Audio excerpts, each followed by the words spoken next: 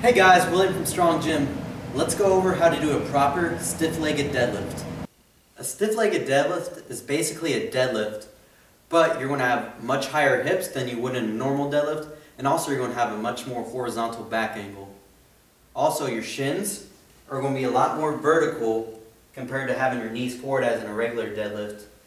A stiff-legged deadlift has similar mechanics to that of an RDL, but you're going to have a longer range of motion.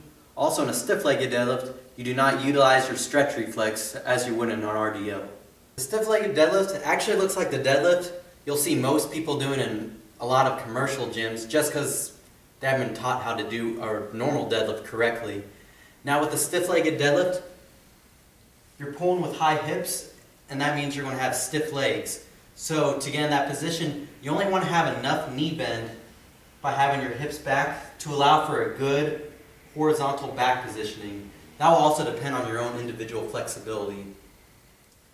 To perform the stiff-legged deadlift, you're first going to approach the bar, and you're going to have the bar hovering over the middle of your foot. Now when I say the middle of your foot, it's like in other videos that we've talked about. It's the middle of your foot from the back of your heel to the front of your toe. So right here.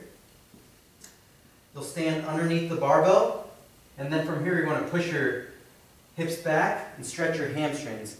And you only want minimal knee bend. And like I said, this will depend on your own individual flexibility to just maintain that horizontal back angle. From here you're going to take about your normal deadlift grip.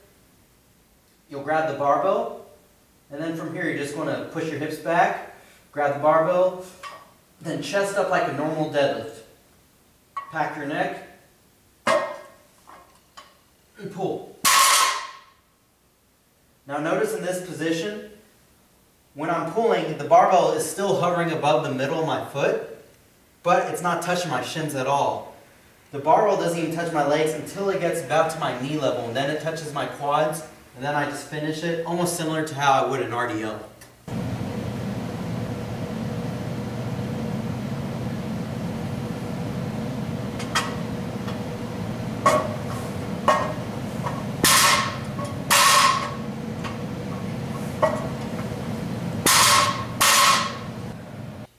Some more advanced lifters, depending on their flexibility, may even wish to do this exercise from a deficit.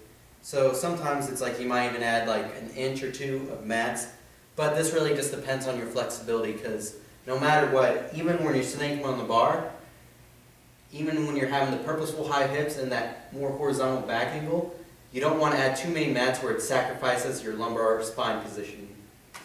Let me add, I would only recommend stiff-legged deadlifts as a useful assistance exercise for intermediate to advanced lifters, and that is great for training your posterior chain, being a great stretch for your hamstrings and also the extensibility of your hamstrings. But it is an exercise that I think if a beginner or novice was trying to learn, they wouldn't get the mechanics of a deadlift right off exactly. Now for programming considerations for the stiff-legged deadlift, like I said, treat it as a secondary exercise, and I would add it into maybe after your normal deadlift training. For your back off sets, you can do a couple sets of stiff-legged deadlifts to accumulate volume, maybe sets of 5 to 8 for 2 sets. Or you can even use stiff-legged deadlifts as an exercise to replace your deadlift on maybe a lighter week of training. For more information about stiff-legged deadlifts or learning about other deadlift variations, check out the book Starting Strength by Mark Rippetoe, which has a lot of cool information about all the barbell lifts. Now remember to subscribe to Strong Gym's YouTube channel at youtube.com/stronggym.